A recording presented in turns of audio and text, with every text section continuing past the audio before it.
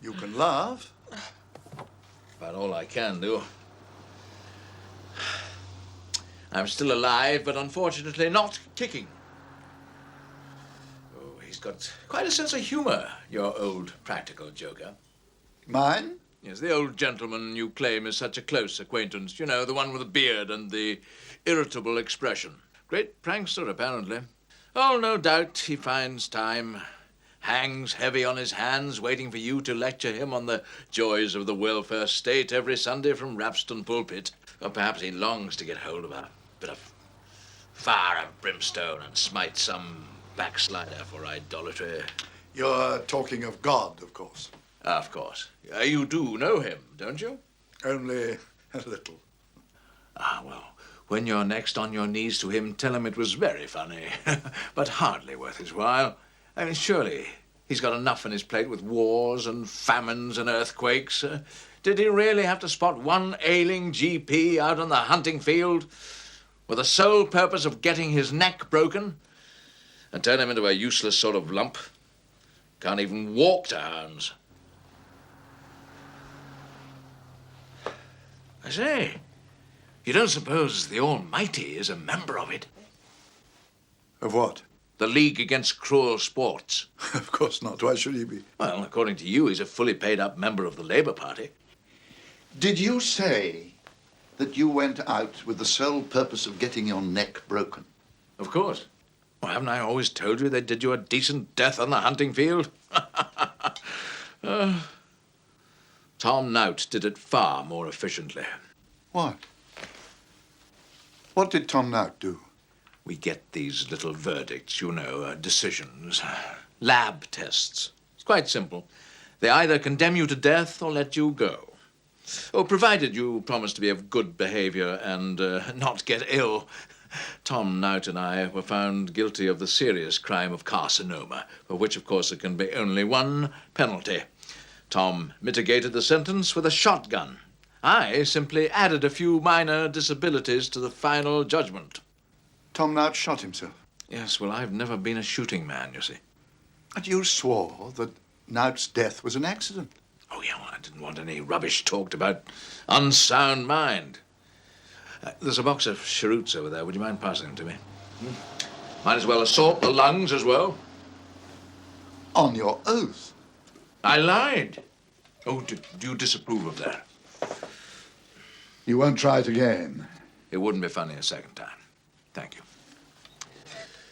No, I shall let nature take its comical course. Would you like me to sit with you? No. If you don't mind, I don't think I should like that at all.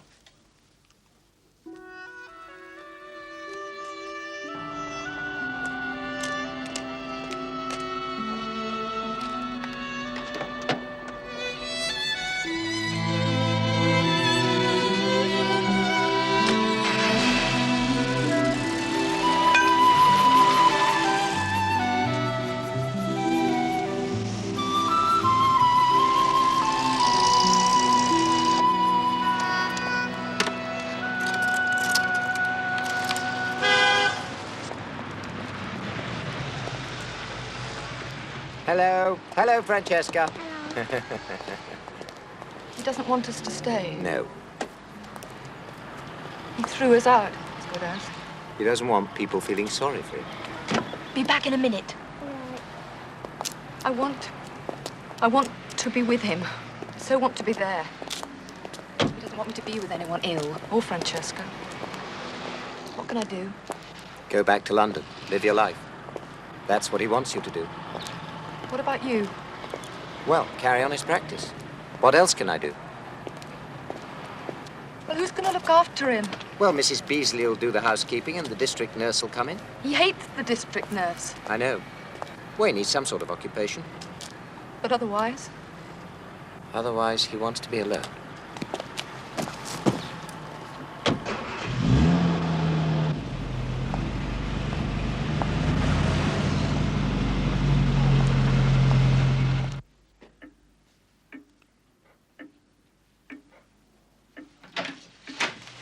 time for our nice wash, isn't it, Dr. Salter? Piss off, Nurse Datchet. We got our stairwells to do, and then our bedroom fireplaces. Once a week we has to take all our stairwells off. Oh, do mind yourself, Leslie. Oh, I'm sorry. Mr. Titmuss. Don't you worry, Bridget. Just because I'm married to Miss Charlotte, it doesn't mean you can't call me exactly what you like. I'm flustered this morning, all behind. We used to be up at 4 to get all the fireplaces done out and black properly. You were always thorough, Bridget. I always heard that.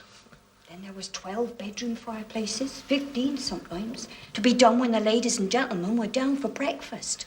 And the coal scuttles to be polished so as you could see your face in them. My mother told me a lot about when you were in service with Mr. Strove. Mr. Doughty? Oh, he were more or less of a young lad. Well, yes. Exactly.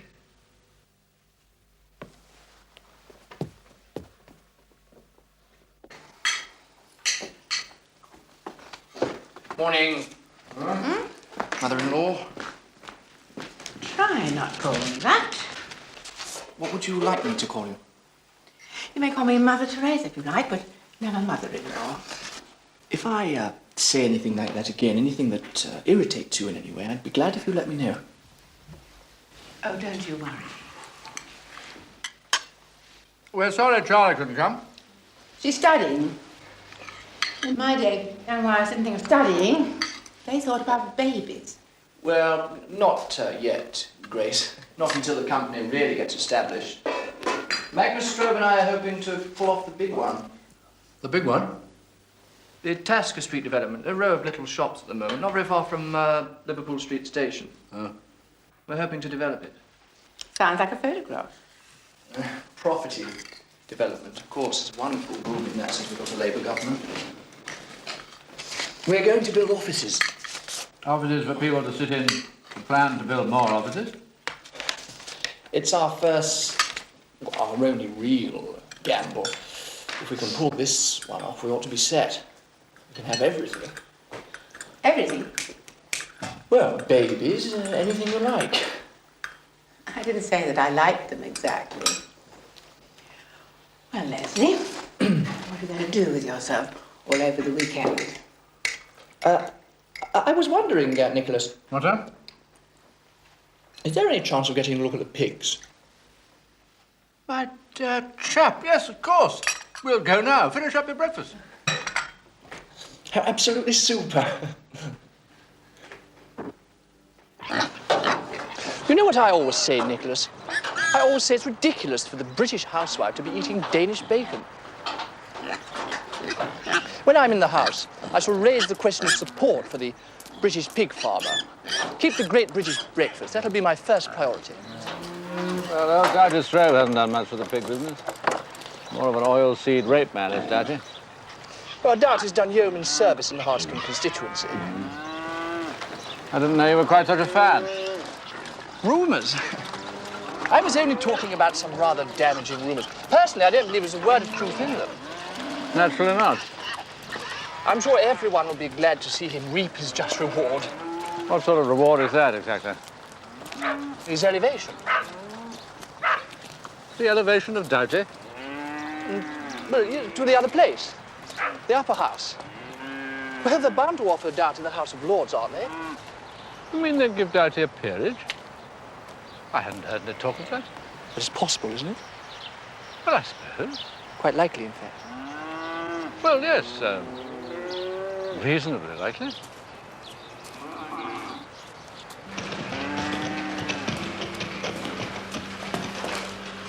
Milk yields up this year. Good show. Well, we'll have to start looking around, won't we? Looking around, whatever for? For a new Conservative candidate for Hartscombe and Worsfield South.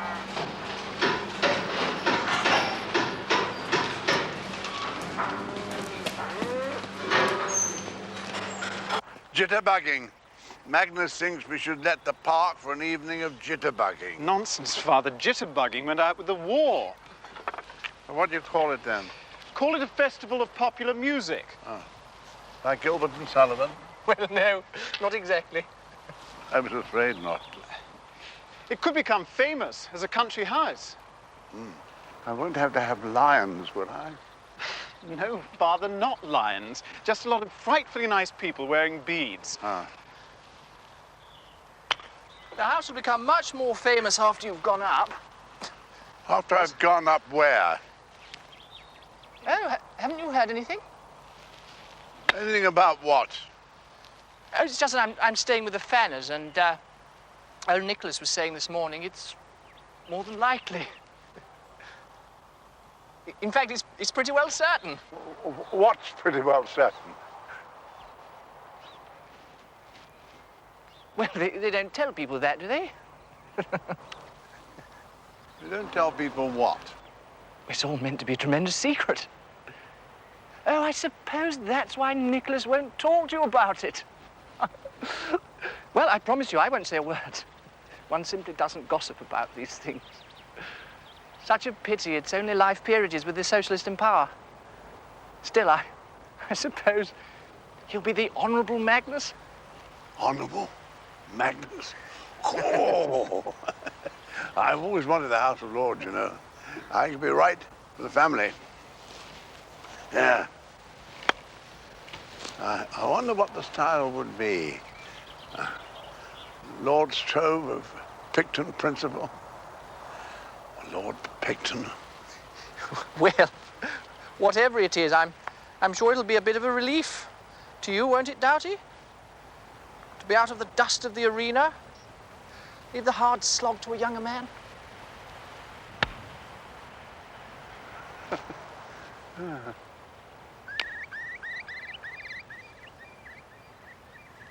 Yours?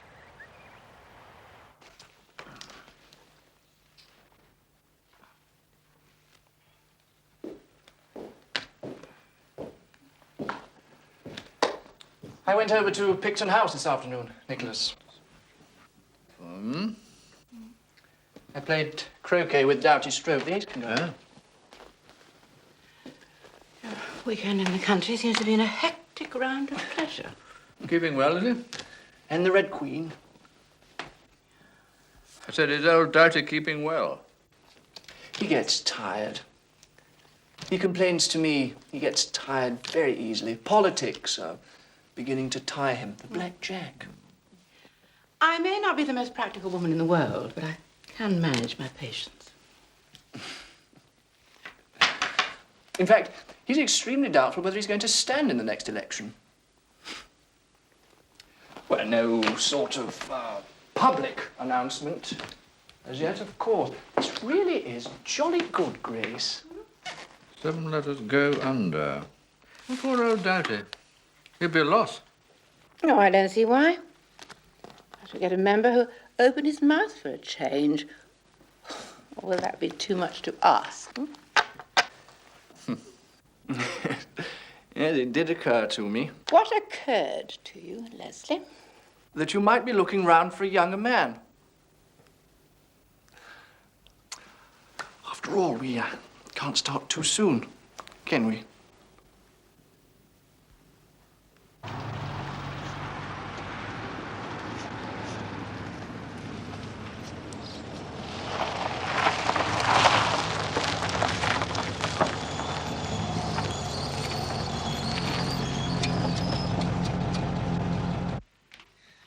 He's had his tea, George. He's had his tea up at the manor. Slice of thin brown bread and butter and Madeira cake, was it, Leslie? Like we used to serve at the Stroves. Something like that, yes. I'm having dinner in London. Magnus and I are meeting a couple of chaps from the bank. Will Charlotte not be cooking for you? We'll probably take them out somewhere. Is Charlotte still not cooking, then? Well, feed up, boy. You've got a journey to go. Mother's got your salmon salad for your tea. I would hanker for it. He'll be having it later, Father. He'll have it in the form of dinner. In the form of dinner, oh, will he? Salmon salad not good enough for you now, is it? It's just that... Well, I can't go out for dinner with the fellows from the bank and not be hungry. Wouldn't be polite. Well, it's more polite to come here and not be hungry, is it? I wanted you both to know I may be offered something rather important. Is it a position, Leslie? What's that? Leslie may be offered a position, Father. Thank you, dear. That was very tasty. I can't say any more now, but I do want to tell you this. I don't mind what happens to me. However far I go, I don't want you to think that I'm ashamed. Ashamed, Leslie? What have you done to be ashamed about, boy? Well, ashamed of my background, where I've come from. In fact, it's going to be part of my whole campaign. This is where I come from. A village schoolboy from the wrong side of Scurfield. And if I wanted to earn an extra bob or two, I was never too proud to go out on my bike and cut nettles. Who is here already? Who's here already? Don't bother, Mother, I'll get you. Who is it? Hello. Come in, please. This way. This is Mr. Narroway from the Hartscombe Advertiser. Mrs. Titmus, Mr. Titmus Senior. Now, can we get a nice family one of you, please? Mrs. Titmus, you like to sit over there. There? Yeah, and you in the middle, Leslie. Like this? Now, can you squeeze up together so I get you all in? Yeah.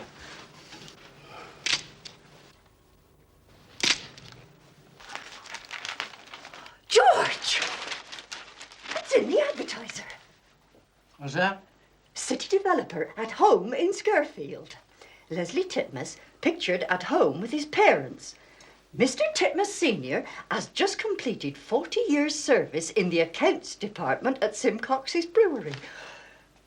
There, George. Isn't that nice?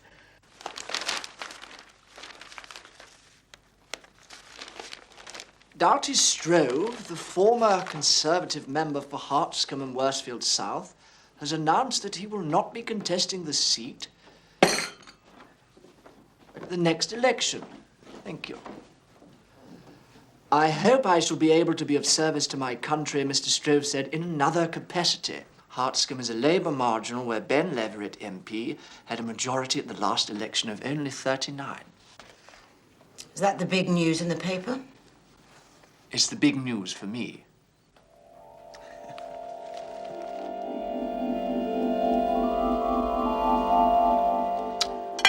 The case is going on. Which case? The case about my father's will. Nothing is going to stop Henry. No. Nothing is going to stop him. Last time you were here, you asked me to try and reason with him. Have you ever tried reasoning with Henry? Most of my life. It doesn't work. No, it does not work. Wonderful dinner. Perhaps you should eat here more often. Got some brandy? No, I'll just have another glass of this if I may.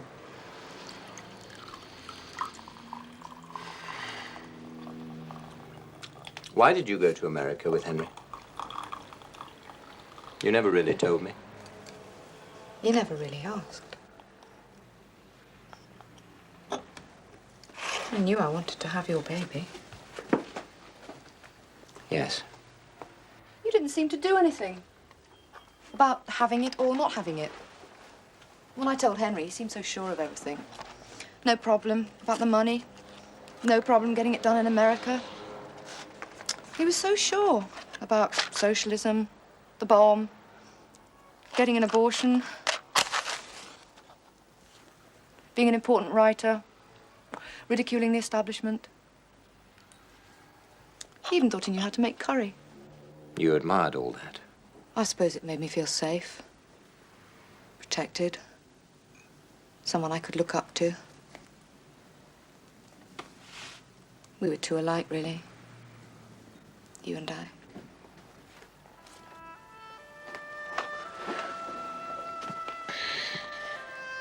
How was Henry's curry?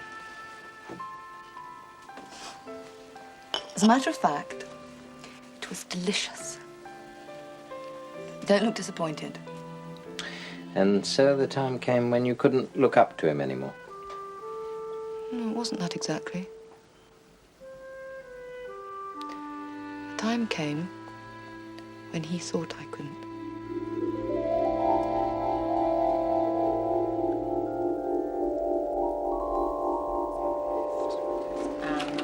Michael, that's all right. Oh, that's absolutely fine, yes. Shall I take your coffee for you? Oh, thank you very much. Right. Where would you like me? Over there, please, Henry. Yes, Michael. I thought we might have you at your desk. Distinguished writer at work. Not very original, I'm afraid, but some mileage in it. That's very good. I'll sit over here. Perhaps you could begin by just talking about what you're doing now. All right, let's go for it, shall we? Everybody happy? Oh, shall I get rid of this?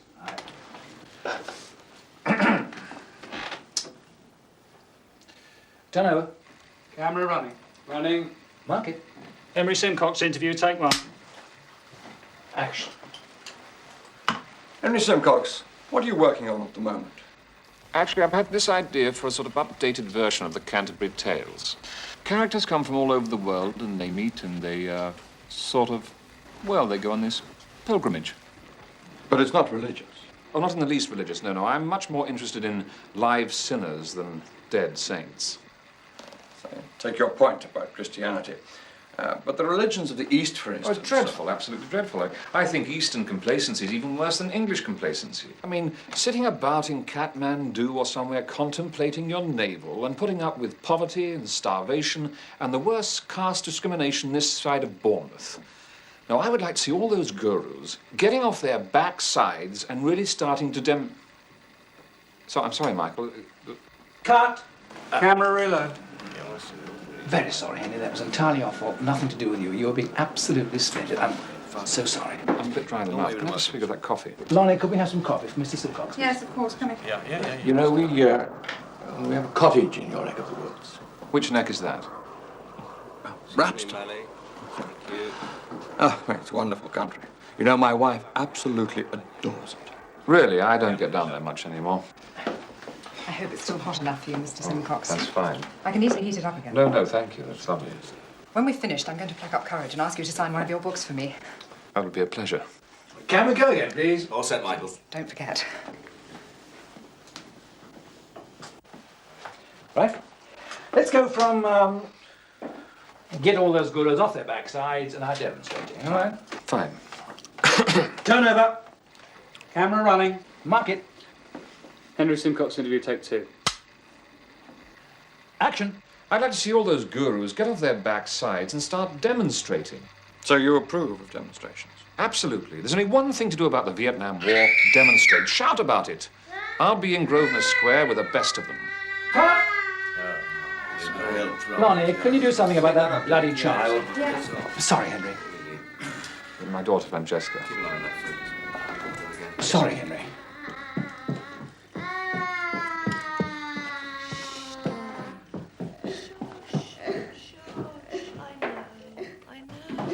Could you keep your child quiet, Mrs. Simcox? We are shooting.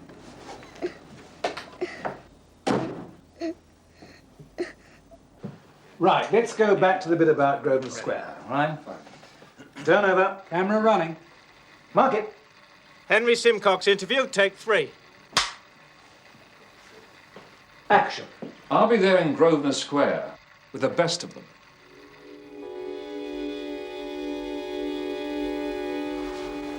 Tell me about Grosvenor Square. Grosvenor Square? Honestly, I think I was more of a born demonstrator than Henry. The whole thing seemed so wonderfully pointless. The idea that if we all shouted loudly enough, people would suddenly stop killing each other on the other side of the world. Henry was shouting too. In English, French, American. He was protesting for everyone. Czech students, Asian villagers, people deprived of cottages in Rapston. I'm sure he meant it. That's the thing. I'm sure he was absolutely sincere. We were only on the edge of the square, by the road. People kept pushing past us.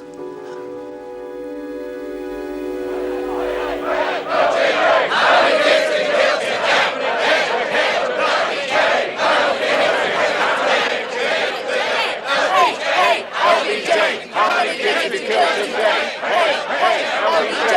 How many kids have you killed today?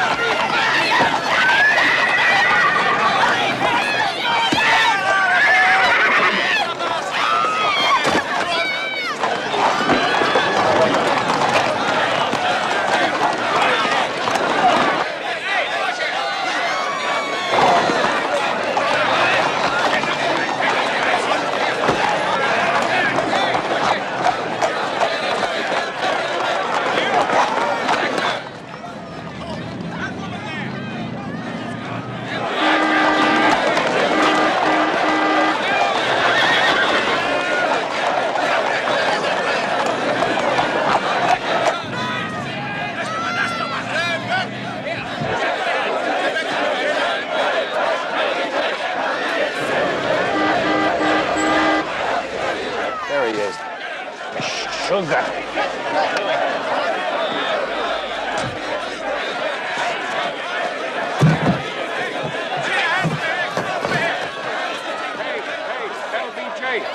Henry, come on! What are you doing here? What am I doing here? What are you doing here? I'm protesting. What do you think? So protest after the deal is signed. Come I'm on! going to get Agnes. Agnes isn't under contract. You are! Haven't you ever heard of the morality clause? Get in there! You writer. Yeah, the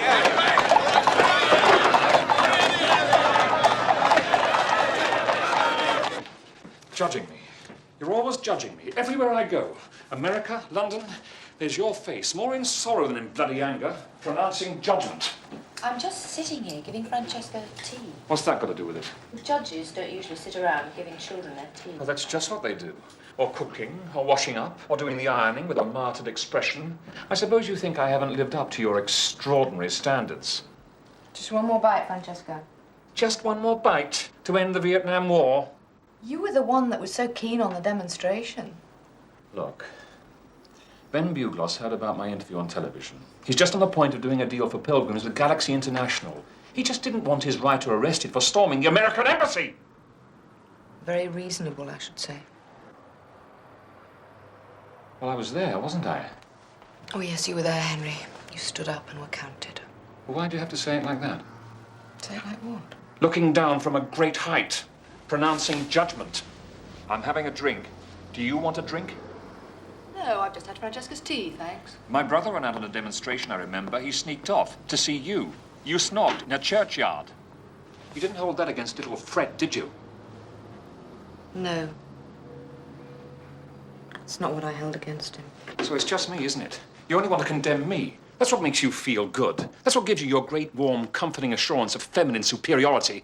I married Henry Simcox, but he turned out to have feet of clay like everybody else. Did you hear how he ran out of the Battle of Grosvenor Square? I stayed on, of course, because I didn't want to be ashamed when Francesca asked me, "What did you do in the great demo, Mummy?" That's quite funny. Not to me, it isn't. To me, it's like going to bed with an amateur Joan of Arc. I'm sorry. Where's the whiskey? I'm sorry it's like that for you. Someone's drunk all the bloody whiskey. You gave it to that film crew. You were being rather generous. I'll be back later for a night of penance. Why don't you start ironing the hair shirt?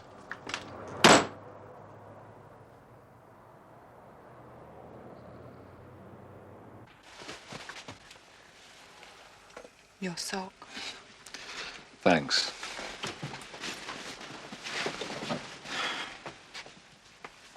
I really don't want to go. Oh, I know, but you must.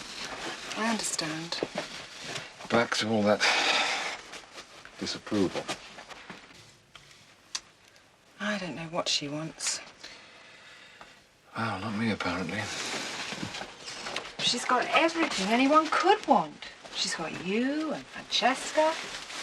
Even the child looks at me with a sort of disapproval. I think she teaches it. I don't understand what Agnes disapproves of. She thinks I ought to do more demonstrating. But that's silly. Your work's your demonstration, isn't it?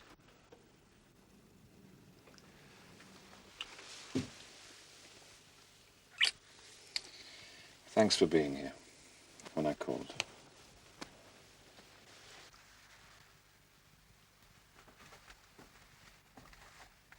Don't worry.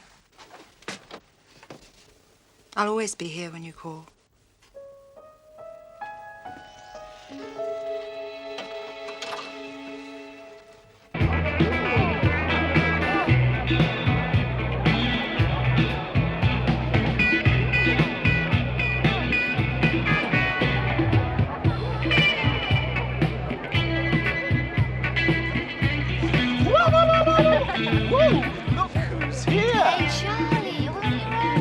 Charlie's a bit of a wallflower. I love it. Prince Charming not invited you to dance. Look out! At midnight you'll change into a hash cookie. Or back into Mrs. Leslie Titmus. Oh, see if you can't get him into a few days. Hey, Charlie, why didn't you join us? Yeah. Later. Oh. Look out for the flower children, Charlie. Oh, There are a few quite nasty weeds out there as well.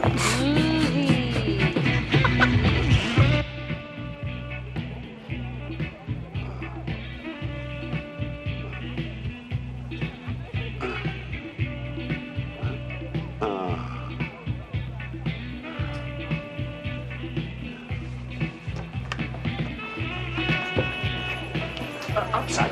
Thank you. Hello. Sorry, Darty.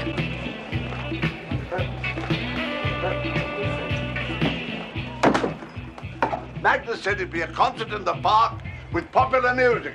You want a drink? I was expecting Gilbert and Sullivan. Magnus is right. What?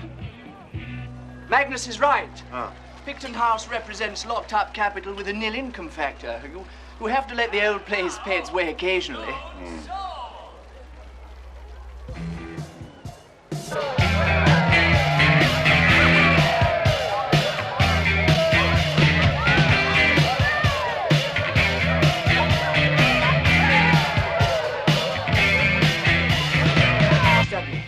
I tried to explain. Oh, hello, Father. Just come for a drink. Excuse me. Come on, Maggie. Have you seen Charlotte? Oh, come on, Leslie. You want to groove a little. Now we really have something to celebrate. Tasker Street. I'm jolly glad the Tasker Street development's settled. Now I get a decent chance to do what I really want to do. What is it you really want to do, Christopher? Most of those groupies aren't there. I'll have that one. Well, your old man really has given up the idea of contesting the seat again. Of course. Well, then I'm going to become parliamentary candidate for Hartscombe and Westfield South.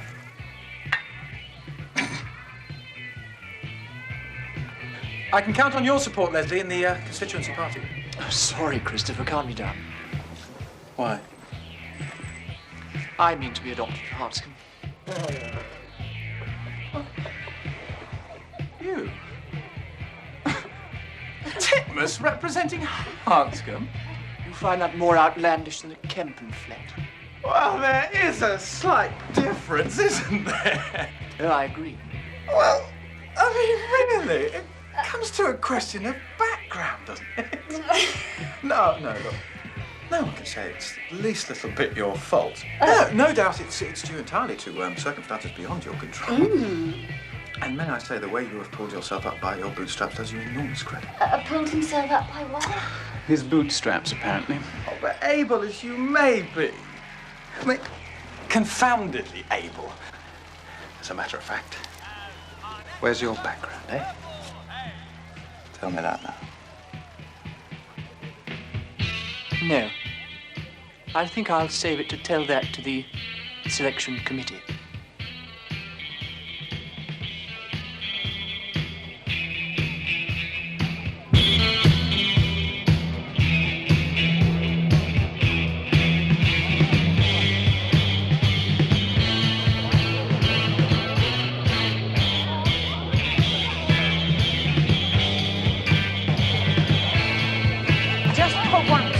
Climb out of that tired old business suit. Get in, I've got something to say to you. Something to say, and you better listen.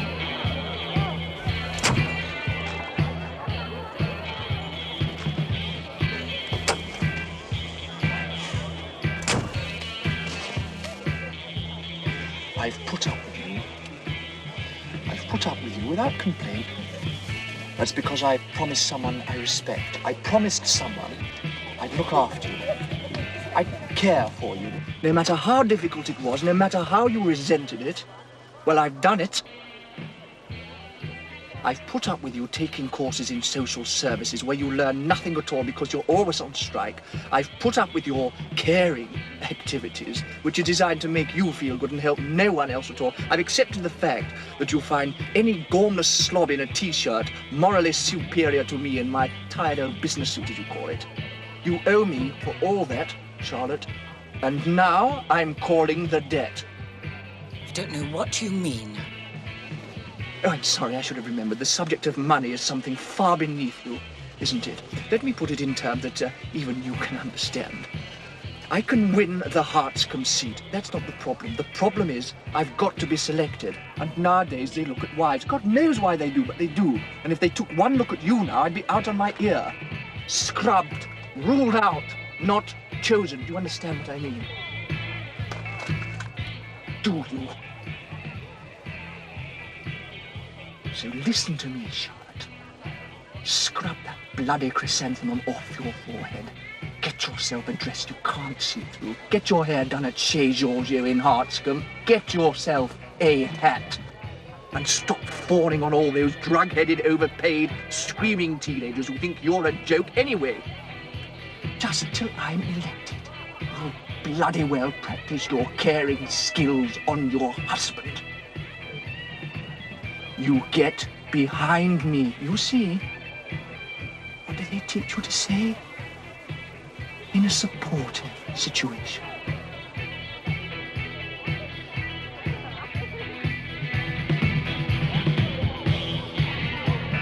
I suppose it's why I liked you in the first place. Why? Rough trade.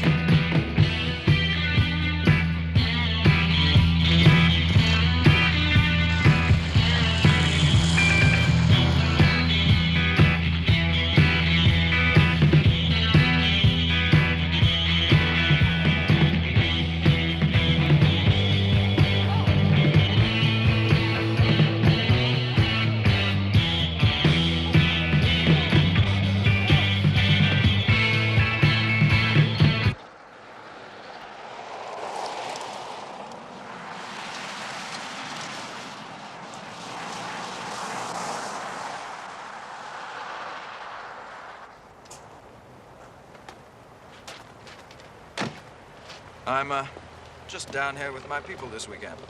Thought I might drop in for a word. What word is that? A word of warning in your shell-like ear. About Leslie Titmuss? No, sir, the word of warning is about your daughter.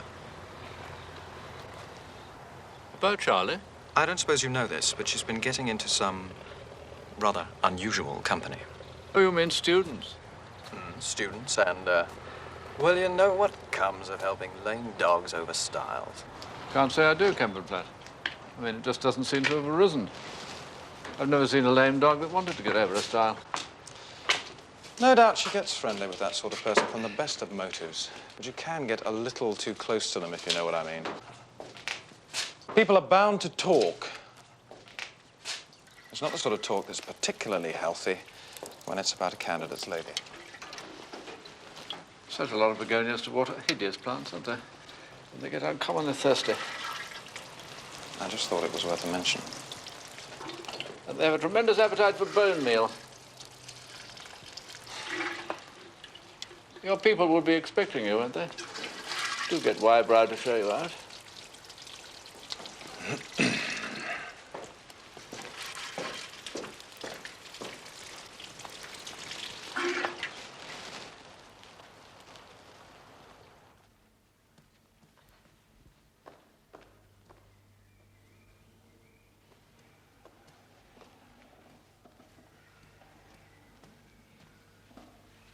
Leslie Titmus, what were you doing? Never praying. Isn't it allowed? I'm not sure Simeon's rightfully keen on it. He isn't at home, is he? No, he's gone to Worsfield to protest to the bishop about something. Rhodesia, I suppose. Or Northern Ireland. Nothing the bishop can do much about. Poor man, Simeon does bully him, rather. I'm sorry I missed him. Well, it doesn't matter. I don't suppose he would have done it for me, not with his political opinions. Done what for you, Leslie? Prayed for me. Oh, I really think Simeon is prepared to pray for anyone. I believe he would even take a tremendously deep breath and pray for Doughty Strove if he thought it absolutely essential. No, I mean, pray for what I want. Oh, dear. What's that? I want to be selected as the Conservative candidate. You were praying for that? Well, yes. Can't do any harm, can it? I'd love to hear how you put it. Dear Lord, look down on this, thy humble servant, and make him the honourable member for Hartscombe and Worsfield South.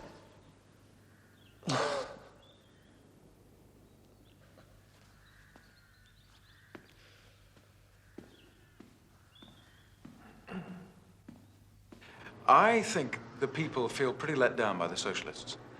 They'll want to get back to fellows whose background they can trust. That's how it strikes me, anyway. Mr. Kempenflatt, we've met your wife. Is she fully prepared to take on all the immense responsibilities? Oh, Honora's a supergirl and 100% loyal.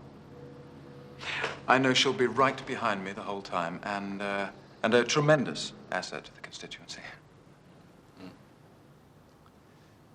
Thank you, Mr. Kempenflatt. No doubt you'll wait outside.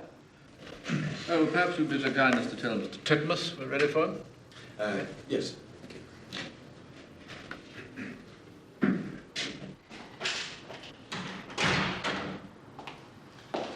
want to see you now. Good luck.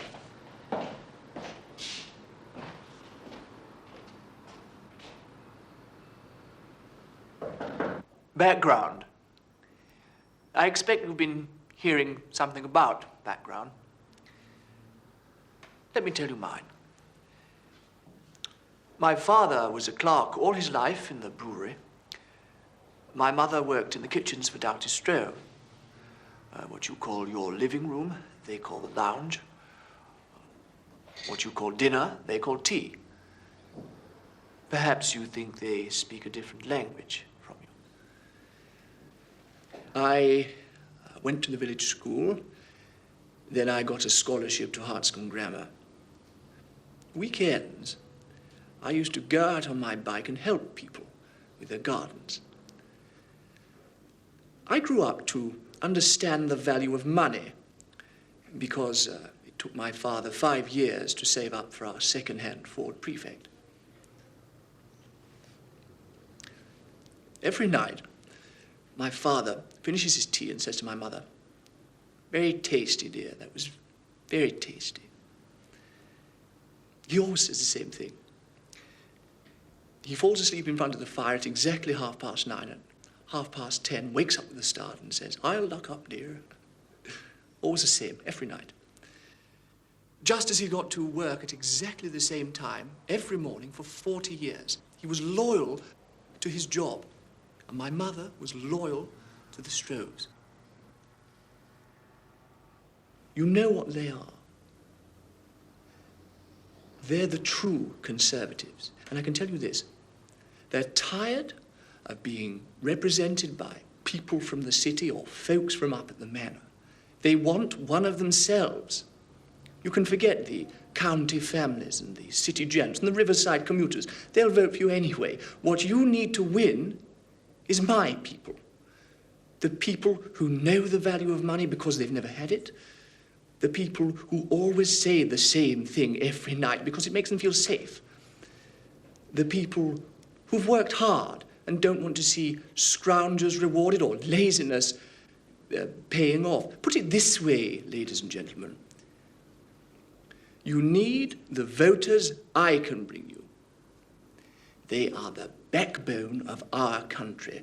They're not conservative because of privilege or money, but out of their simple faith in the way we've always managed things in England.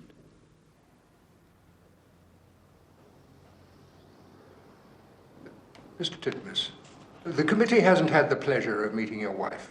Oh, really? She's your chairman's daughter. I mean, we haven't had the opportunity of asking her how she feels about taking on the rather onerous constituency duties. Well, Charlotte is 100% behind me, naturally. Oh, we know that, but... It seems she's here. Who? Charlotte is here, apparently. Why don't we ask her in? We're in.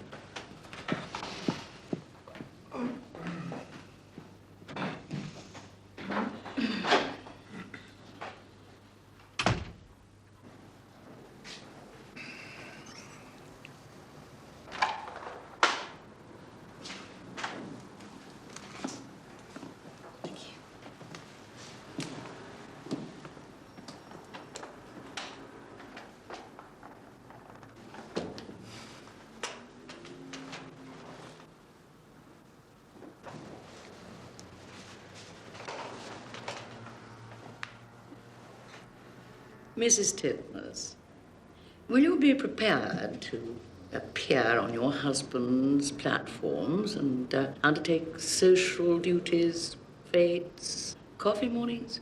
We do depend a good deal on our coffee mornings. So I don't suppose Charlotte will be able to do too much of that. Oh, why not? Well, you see, we're doing what every young couple with faith in Britain ought to do. We're starting a family.